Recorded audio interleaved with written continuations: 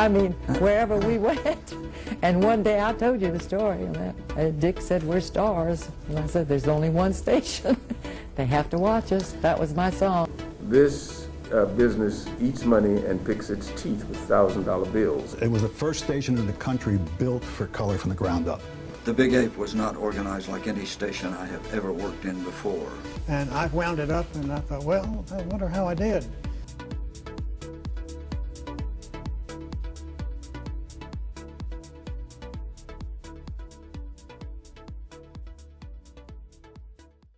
This is an oral history interview with Marlene Schneider Rasmussen, and one of our Jacksonville Broadcasters Association interviews. Welcome. Thank you. Nice to be here. And we're going to talk about what some people might call the old days. The good old days. The good old days, when you were the first woman in the newsroom at WJXT-TV 4. Yeah. What was that like? I was scared to death. And when I look back on it now, my clothes were totally inappropriate. Now, maybe nowadays, it were short skirts that we wore in college. I had graduated in August, and I started here the day after Super Bowl that year, '72. And I was just, college didn't prepare me for the real world. But college being the University of Florida, yeah. And I was very lucky. I had interviewed for a job at one of the other stations when I knew I was getting ready to graduate. And I did not get that job, but while I was in Jacksonville, I managed to set up an interview with Bill Grove, then news director here at JXT. And he was very nice and very easy to talk to. The other interview had been a studio, test, and I was like so scared. But he was just kind of grandfatherly, and he was very nice to me. And he said, "I'll get back to you," and then he didn't. So I committed to work at the University of Florida for the fall semester that year to help teach a cinematography course. And while I was home in my hometown in Miami, the phone rings at my parents, and I answer, and the voice says, "I'm trying to get a hold of Marlene Schneider." And I said, "Speaking?" And he said, "This is Bill Grove up in Jacksonville." I said, "Yes, sir." And he said, "Well, seems I was supposed to hire you a while back, and I forgot." And I said, "You're kidding, really?" And I was so excited, but I don't know why I didn't just say, "I'm going to blow off the University of Florida and take this job." But I said, "I have committed to the University of Florida to help teach a course." He said, "Well, when will you be available?" I said, "After the first of the year." He said, "See you January 2nd. And that first day, they wrote a script for me and put me on the air. I did a stand-up along the St. Johns River with the City Hall it's my background, and I don't remember what it was about. I didn't write it, someone else wrote it for me. But that was my debut. And by the way, you do an excellent Bill Grove. Oh, we kind of mumbled a little bit, So, and right away, you started covering they put me at City Hall right away. Yeah. And it was hard because I don't think I'd had enough civics courses to prepare me to cover local government. And I had some bumps along the way of things. And I had a Times-Union reporter who I've now remembered his name, Frank Young. He was very sympathetic, and I thought if he was going off in a direction, I better make sure I saw what he was up to, because there might be a story there. And he would sometimes say, "Come on, Marlene, come on, come on." So it was kind of a friendly competition. He was very friendly. I mean, I'm going on the air, before he is, no matter what I have. And he was a mentor. I've had several, and he was very understanding and helpful. And I just had to get my feet wet, And you learned a lot about, after all, you will recall that this was a fairly new government. Consolidated government, yeah, big city council, big. 19 members. Yeah, 19 members. And I remember a few of them, Joe Carlucci and Joe Forshee and Jake Godbold, and they were all pretty good to me. I mean, they treated me with respect, even though I was pretty young and inexperienced. But, good politicians figure that out, don't they? Yeah, I guess they do. They don't, they help reporters. Well, I think those guys wanted me to get the story straight, better than going off. It's better for them. Yeah, yeah. And they gave me pretty good access So it was a learning curve, but in this market and with the folks here in our newsroom at that time, there were several of us. There was another young reporter fresh out of college, and it was where you're going to make your mistakes and learn your craft and get the hang of it. Because we were still shooting film back then, and that meant that was a hot splice that we all sat in the newsroom and prayed that our hot splices would hold through the projector, because that wasn't fun. Then we moved to Mylar splices, and then eventually, being the smallest of the post-Newsweek stations, they tried out videotape on us, because didn't require so much equipment. So we were the first ones to go with the videotape, and then then there wasn't the pressure to not screw up. So you had a chance to get it, so you were happy with your presentation. And that had an impact on deadlines. Yeah, it was, you didn't have to get it back get it in the soup, as we used to call the developing chemicals. Yeah, it kind of modernized it. I guess that was the first step in modernizing our operation. And so, can you recall any other interesting City Hall stories? Mayor Hans Tanzler was mayor? He was the mayor, and I didn't know him very well, but we had done some stories on him, questioning his relationship with some developers of the Bay Meadows area. And I don't really ever know, I'm not sitting in judgment on anyone. So sometimes it was a little strained in the mayor's office. But we were the dominant station. He kind of had to deal with me. But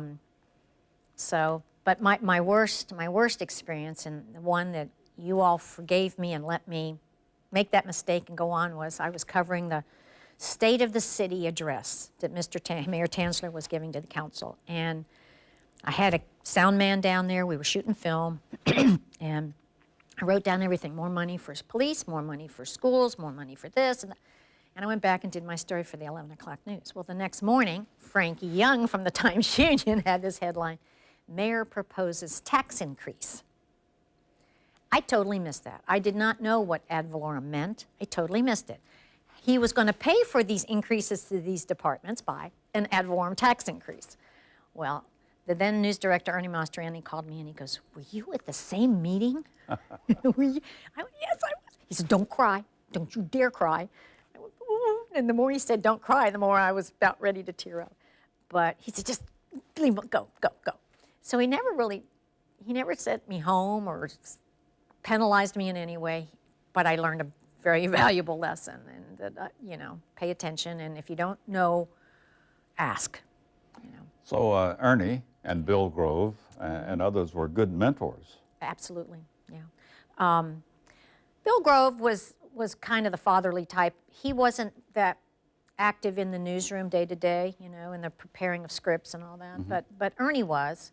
And we had a assignment editor named Brad Davis, and then John Thomas was our 11 o'clock anchor, and he would help us write, and then eventually Tom Wills came on the scene, and he was an excellent writer, and any of the scripts of mine that were well written, Tom had a hand in. But Ernie quite often would say, there was another reporter named Bill Baxter. We had known each other at the University of Florida, and Ernie would walk down the hallway. He goes, "Oh, gee whiz." He said, "These gray hairs are Baxter's. These gray hairs are Schneiders." And he had quite a head of hair, as we all know. And so I said, okay. But he was, he gave me a chance to make my mistakes and learn the business. And I owe it to them, really, the opportunity and the chance to live through some of the mistakes. And how long did you stay at Channel 4? I was at Channel 4 from 72, I think, 7 years. We had several gals came on after that, and then we had one gal, Eileen Jones, who I became very good friends with, and we were both single gals, and we would travel together, and she was the first female anchor here at this station. She anchored weekends. And then when she transferred, I think she went to Alabama. I'm not actually sure where she went. But they split up the anchoring job for the weekends. I didn't really want to do Saturday and Sunday, so I said I would do Sunday, and one of the male reporters, John Nicholson, did Saturdays. So I had my days off. I figured this out. My days off were Friday and Saturday, and I didn't have to come in till later on Sunday. But and so I got some anchoring experience here too. How much did you know about Jacksonville? You grew up in Miami and went to the Yeah. University of Florida nearby. I didn't know anything about it. I did not know anything. It was a, whole new learning experience. But With this relatively new government. yeah, I don't know that I appreciated how new the government was. I knew it was unusual, having come from Miami with a county commission and a city and all that. I don't know that I appreciated what a experiment it was, but it seemed to be working to me. I mean, I didn't really at that stage notice growing pains. The sheriff functioned fine, and the state attorneys was over there, and it all seemed to work. It may be helpful for people to, as they're watching this, to remember what the 70s were like in terms of television. There wasn't the ability to watch stuff on demand that we have today, and We didn't have as much videotaping. competition for that hour of time. You watched television or you missed it Yeah. and caught it on reruns. Right. Well, what I think about post-Newsweek and what I learned from their tutelage was it wasn't always, when you did a story, when we decided to cover a story, it wasn't always because it was something, it was glamorous and we could wow you with. We looked at it, what do people need to know? And I think that's what's changed about the modern day, is that it's what can we get them to sit down and watch? And then a lot of the popular sitcoms like MASH back in those days and all that were going out on syndication. So the other stations that weren't running news, the UHFs, were running programming. And so we that was the first beginning of a little bit of competition, and you tried to jazz things up a little. And now it's, of course, created a monster. But there wasn't the fantastic competition there is today with so many cable channels. No cable. And we were, it was us, 12 and 17. And that was it. Yep. Oh, well, PBS. Yeah. But they weren't, a competitor in that sense. And Channel 4 was The leader. dominant in the ratings. By far, yeah. So you had a good first step in your career at Channel 4, and then what came next? I stayed here long. Well, my father had been very ill in Miami, and I didn't consider moving till he passed away in '79. And then I think in '80, I transferred to our station, same company, in Hartford, Connecticut. Now, I'm a Miami girl, and by the time I transfer up there, it's March, and there's not a winter coat to be found anywhere. So it was a shock to the system, the climate. Yeah. But it was a great opportunity. I went up there to anchor the noon show, and we did an hour newscast back then. And so that was a lot of airtime. And then I was the second backup reporter at the state capitol, which was within walking distance. So that was a good experience too, all the way around. And I eventually anchored, then I added the 5:30 newscast with a guy named Jerry Brooks, and then I eventually moved on to the 6 and the 11. And apart from the climate, you enjoyed the Well, work. I like the change of seasons. When they call them crocuses, I had never seen a crocus and a jonquil and and the forsythia. I didn't even know how to pronounce forsythia. Just blooms bright yellow along the highways. The seasons up there are fantastic. Miami, hot and not so hot, kind of like where I am now in Tampa. But I did enjoy it. I did enjoy it. It was a nice change. I don't want to live there permanently.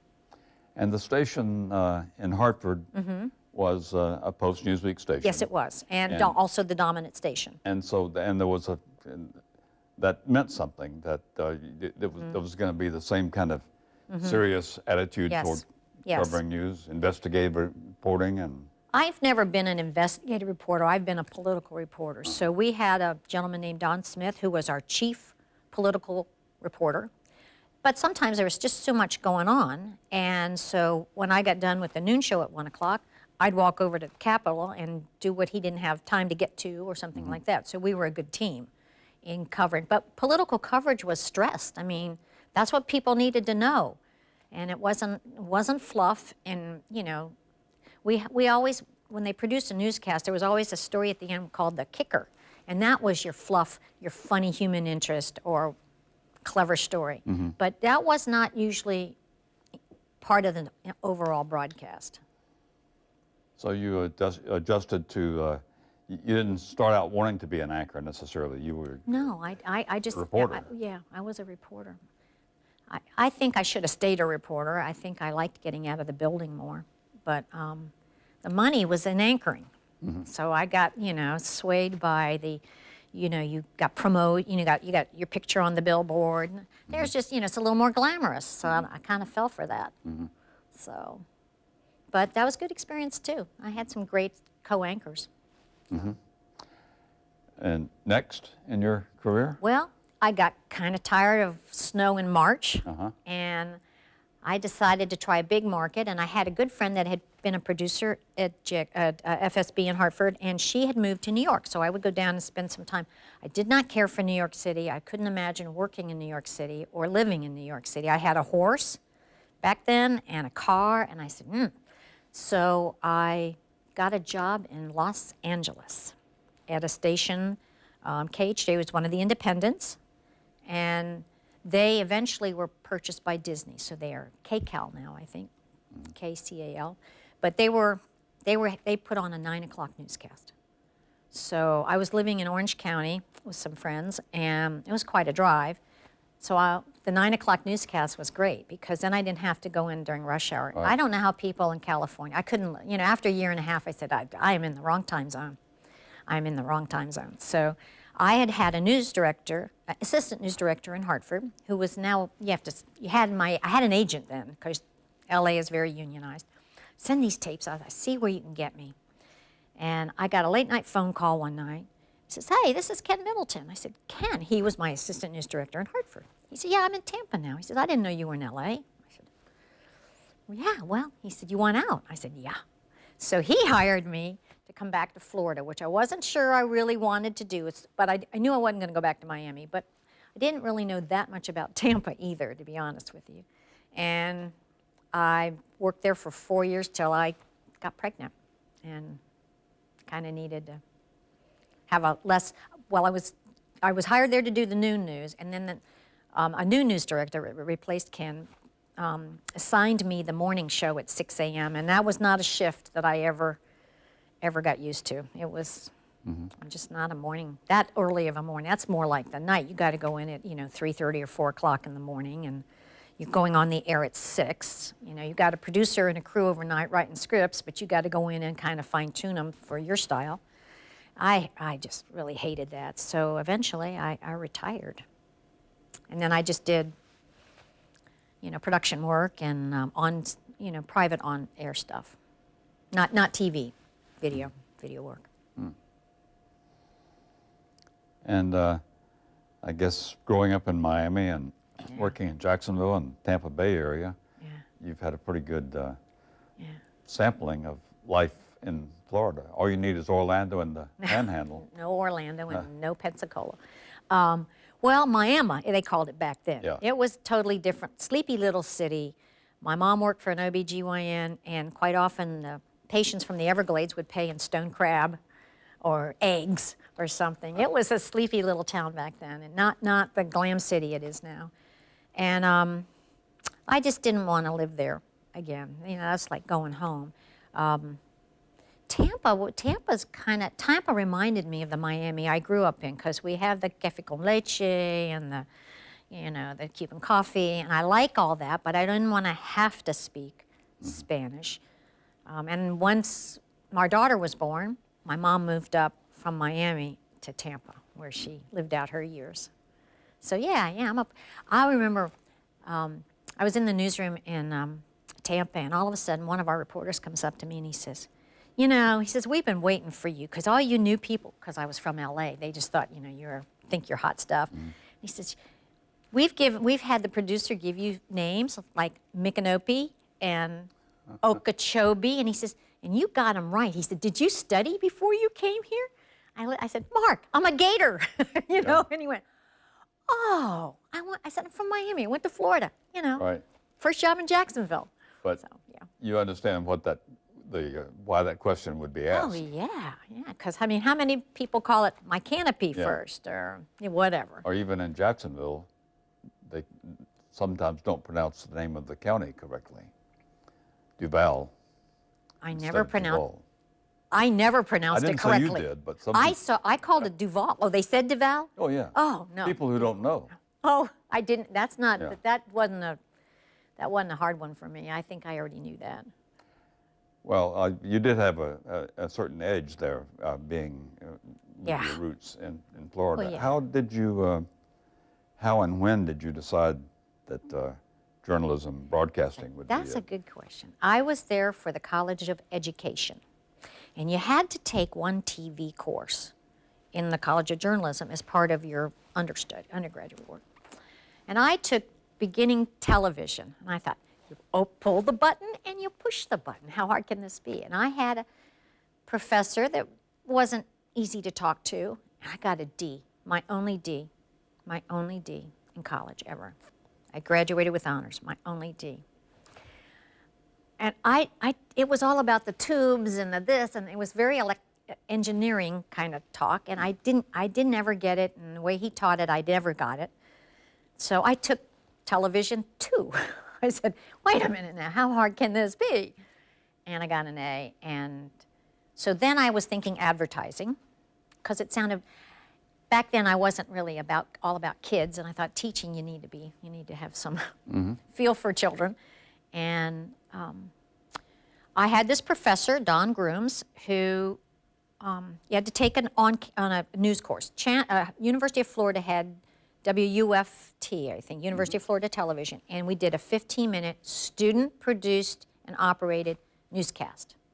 So when I took Don Grooms' course, I had to do the newscast. And I screwed up so many times, people said, Marlene, there's still time to transfer back to the College of Education.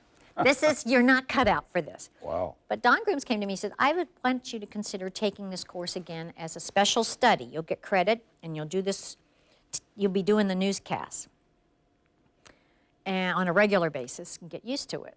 And back then, Gainesville didn't have a TV station. If they couldn't pull in the Jacksonville stations, we were it for local news. And that was, I guess, my first mentor. He encouraged me to do that, because there weren't many women doing it, and he believed in me. So that was helpful.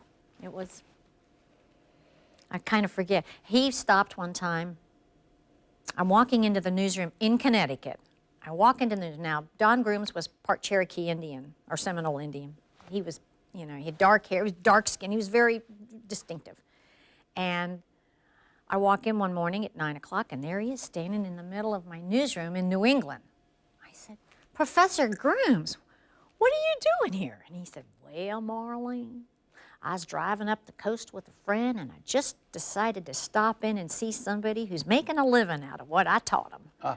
So he was a character. Very nice man. And like so many people, you changed majors. I did. In college. That law of the press, we had a female instructor then, and she was a terror. But I managed to get through that, and I took, there were a lot of courses once you've kind of decided you're going into broadcast journalism, and I'm sure that was somewhat in its infancy. Television was only, 20 years old probably by then. So mostly men, young guys in my courses, but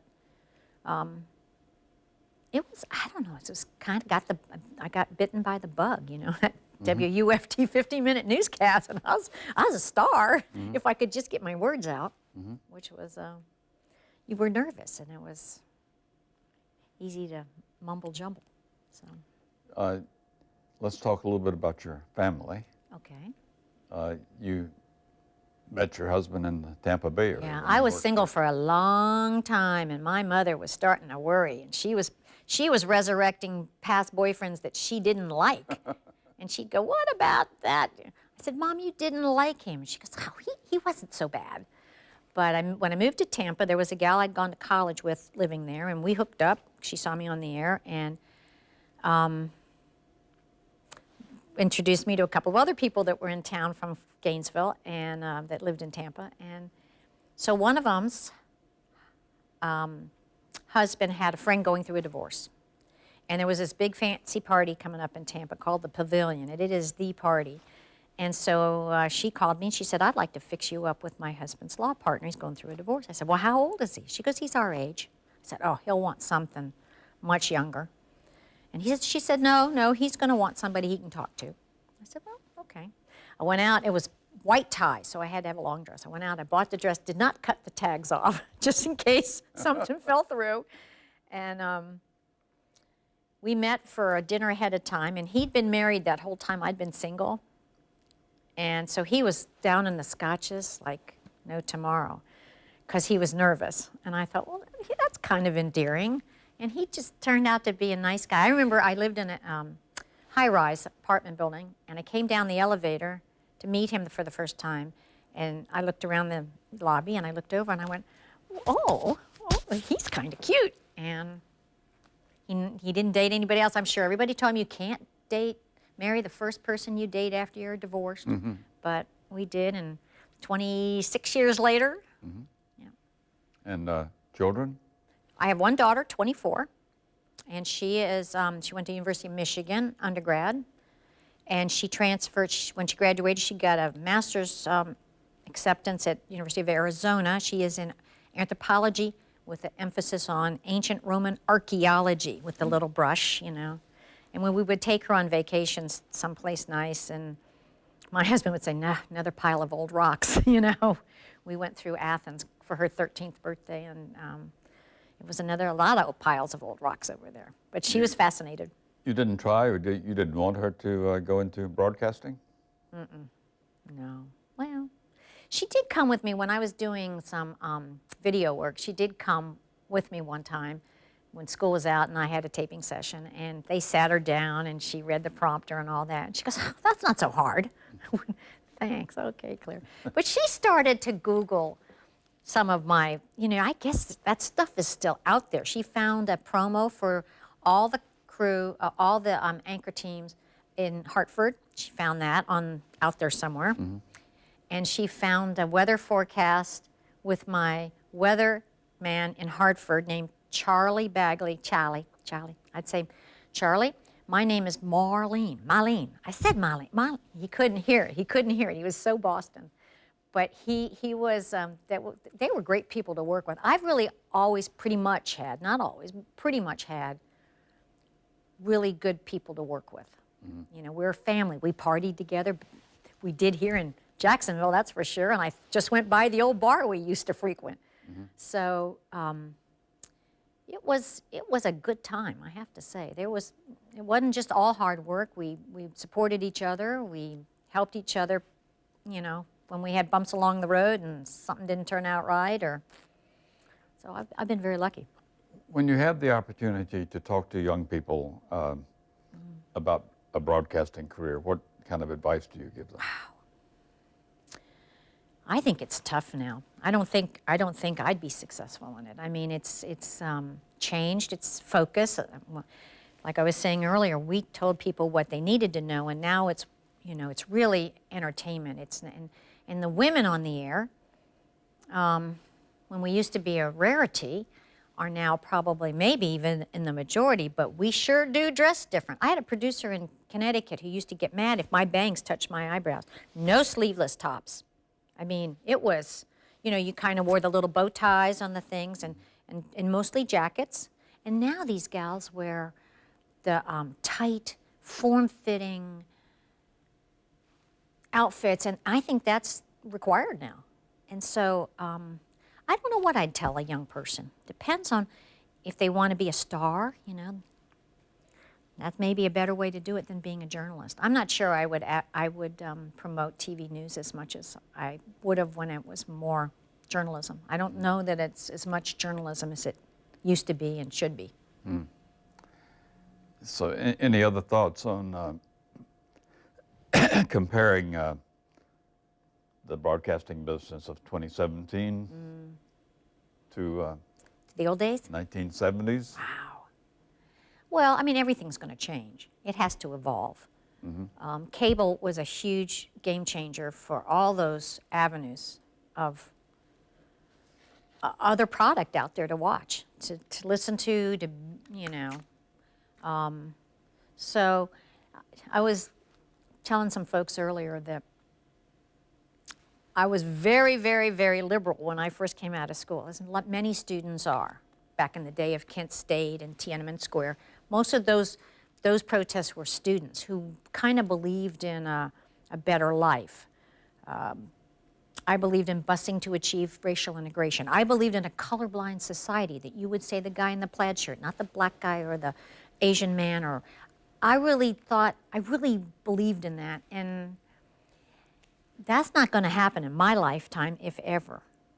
So the business now is become liberal. I think it's opinion now, not journalism. It's opinion. I was saying earlier that I watch CNN and Fox News, and I flip back and forth to see how they cover the same story. And Yeah. it's amazing. Yeah. And I'm more conservative now, but I sometimes agree with one point there and one point there. I think our process of vetting candidates has gotten pathetic People because choose the channel that agrees pleases with them. Agrees. Yeah. They've already got set ideas, and they can find a channel out there that agrees with their preconceived ideas and biases and such. I think the vetting process for candidates is pathetic, hence what we just went through in November. I don't think anyone doesn't have a skeleton in their closet back in the day, and we're merciless about that.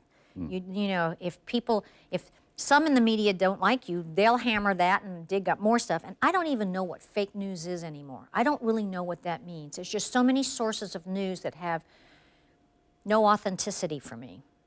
We used to be, we had to have attribution, and we had to be able to say, so-and-so said, and not anonymous sources all the time. They hide behind that now, and they have all, I don't look at all these things on YouTube and online. I do have a Twitter account, and I do kind of listen to his rants, and I wish he wouldn't do that, you know. I'd like there to be a bit more decorum in our Washington politics, but I think they're all out there for themselves. I don't think anybody, as Mr. Smith goes to Washington, to do the right thing anymore. That's gone. They're protecting their power.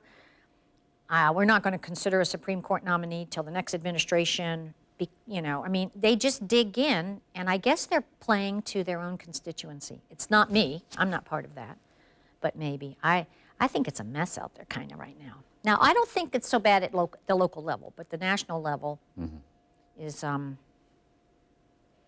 disheartening to me a little bit, because it's opinion now.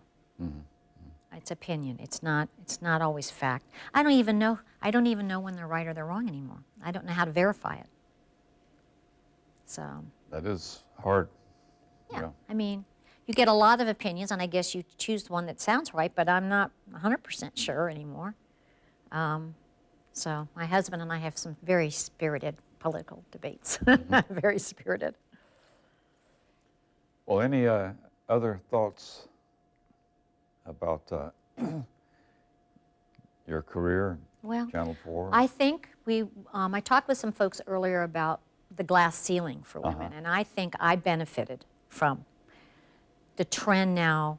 Or I don't know if I think I got my job because they were starting to open it up for women, and I think this company, Post Newsweek, kind of realized that. I don't know how many they had in Washington or the other stations, Miami, but I know that I got that job probably because Bill Grove was ready to see a girl in the newsroom, and I benefited from that. So sometimes I'm very grateful for that, and I don't really ever minimize that.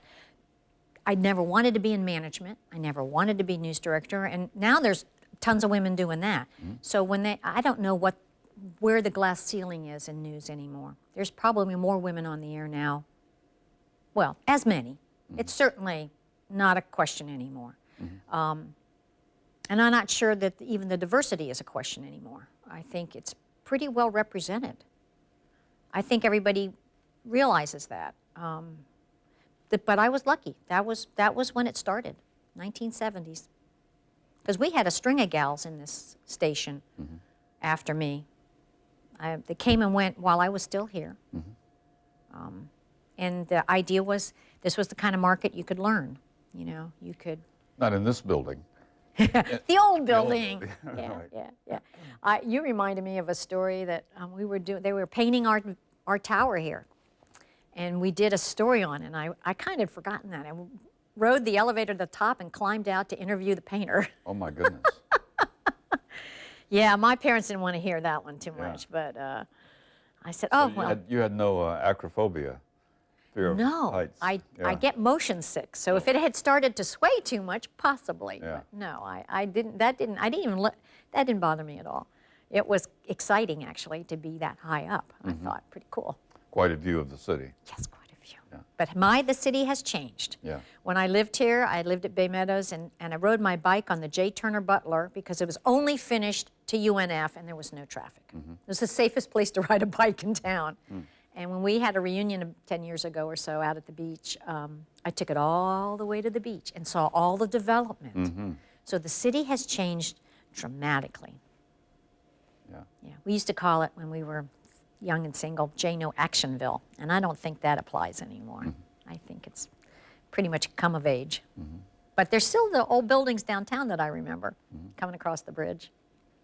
Well, Marlene, thank you very much. Thank you for having me. I appreciate it. It was good to connect with all you folks again. Thank you.